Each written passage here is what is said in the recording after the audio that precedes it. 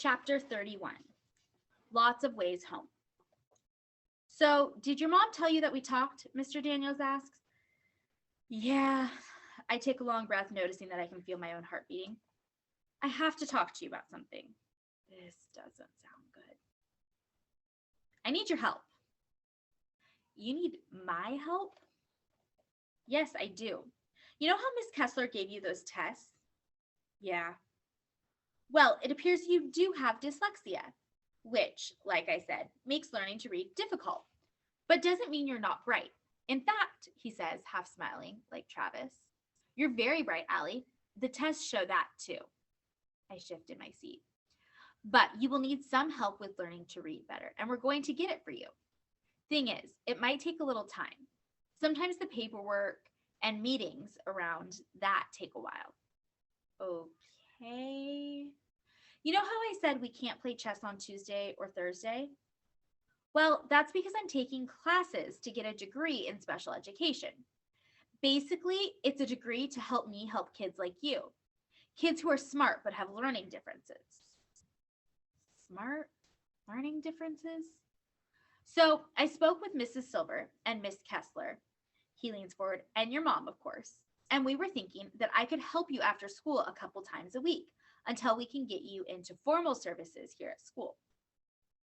I open my mouth, but he holds up his hand. I know, staying after school with me will be torture, but it would really help me out with the projects I have going on for my degree.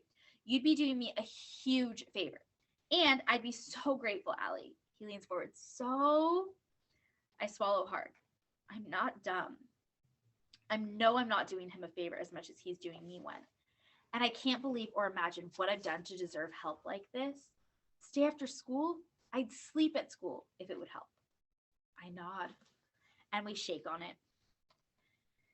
And he looks kind of dopey and happy. I shift in my seat again. Can I ask a question?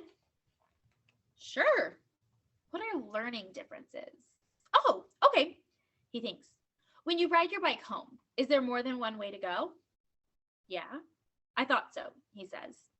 Well, just like there are different ways for you to get home, Allie, there are different ways for information to reach the brain. You have 5 senses, right? Taste, smell, sight, hearing, and touch. I nod. So what if an alien landed in a spaceship and you had to explain what the word frozen meant without using the sense of touch? What if you had to use just words?